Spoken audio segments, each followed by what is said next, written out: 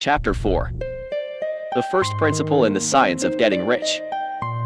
God is the only power which can produce tangible riches from the formless substance. The stuff from which all things are made is a substance which thinks, and a thought of form in this substance produces the form.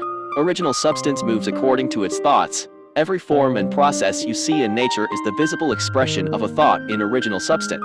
As the formless stuff thinks of a form, it takes that form. As it thinks of a motion, it makes that motion. That is the way all things were created. We live in a thought world, which is part of a thought universe. The thought of a moving universe extended throughout formless substance, and the thinking stuff moving according to that thought, took the form of systems of planets, and maintains that form. Thinking substance takes the form of its thought, and moves according to the thought.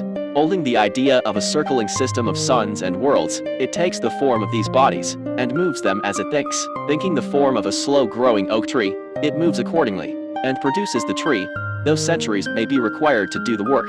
In creating, the formless seems to move according to the lines of motion it has established. The thought of an oak tree does not cause the instant formation of a full-grown tree, but it does start in motion the forces which will produce the tree, along established lines of growth. Every thought of form, held in thinking substance, causes the creation of the form, but always, or at least generally, along lines of growth and action already established. The thought of a house of a certain construction, if it were impressed upon formless substance, might not cause the instant formation of the house, but it would cause the turning of creative energies already working in trade and commerce into such channels as to result in the speedy building of the house. And if there were no existing channels through which the creative energy could work, then the house would be formed directly from primal substance, without waiting for the slow processes of the organic and inorganic world. No thought of form can be impressed upon original substance without causing the creation of the form. Man is a thinking center, and can originate thought. All the forms that man fashions with his hands must first exist in his thought.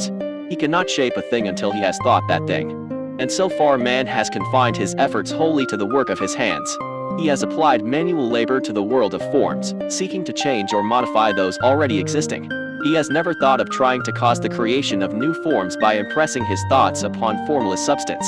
When man has a thought form, he takes material from the forms of nature, and makes an image of the form which is in his mind. He has, so far, made little or no effort to cooperate with formless intelligence, to work with the Father. He has not dreamed that he can do what he sees the Father doing. Man reshapes and modifies existing forms by manual labor. He has given no attention to the question whether he may not produce things from formless substance by communicating his thoughts to it. We propose to prove that he may do so, to prove that any man or woman may do so, and to show how. As our first step, we must lay down three fundamental propositions. First, we assert that there is one original formless stuff, or substance, from which all things are made. All the seemingly many elements are but different presentations of one element. All the many forms found in organic and inorganic nature are but different shapes, made from the same stuff. And this stuff is thinking stuff. A thought held in it produces the form of the thought. Thought, in thinking substance, produces shapes. Man is a thinking center, capable of original thought. If man can communicate his thought to original thinking substance, he can cause the creation, or formation, of the thing he thinks about. To summarize this, there is a thinking stuff from which all things are made, and which, in its original state, permeates, penetrates, and fills the inner spaces of the universe. A thought, in this substance, produces the thing that is imaged by the thought. Man can form things in his thought, and, by impressing his thought upon formless substance, can cause the thing he thinks about to be created. It may be asked if I can prove these statements, and without going into details, I answer that I can do so, both by logic and experience. Reasoning back from the phenomena of form and thought, I come to one original thinking substance, and reasoning forward from this thinking substance, I come to man's power to cause the formation of the thing he thinks about. And by experiment, I find the reasoning true, and this is my strongest proof. If one man who reads this book gets rich by doing what it tells him to do, that is evidence in support of my claim. But if every man who does what it tells him to do gets rich, that is positive proof until someone goes through the process and fails. The theory is true until the process fails, and this process will not fail, for every man who does exactly what this book tells him to do will get rich. I have said that men get rich by doing things in a certain way, and in order to do so, men must become able to think in a certain way. A man's way of doing things is the direct result of the way he thinks about things. To do things in the way you want to do them, you will have to acquire the ability to think the way you want to think. This is the first step toward getting rich. To think what you want to think is to think truth, regardless of appearances. Every man has the natural and inherent power to think what he wants to think. But it requires far more effort to do so than it does to think the thoughts which are suggested by appearances. To think according to appearance is easy. To think truth regardless of appearances is laborious, and requires the expenditure of more power than any other work man is called upon to perform. There is no labor from which most people shrink as they do from that of sustained and consecutive thought.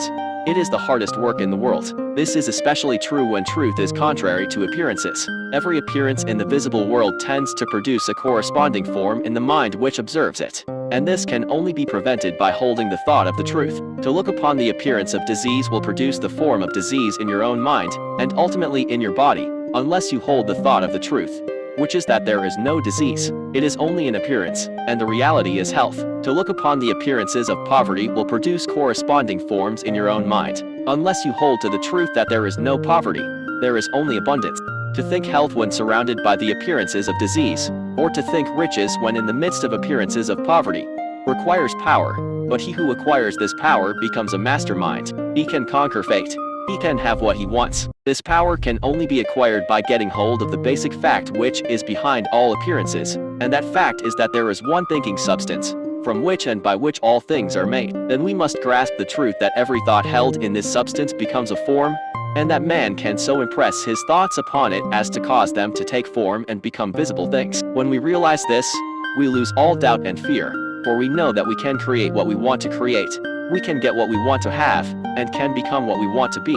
As a first step toward getting rich, you must believe the three fundamental statements given previously in this chapter, and in order to emphasize them, I repeat them here.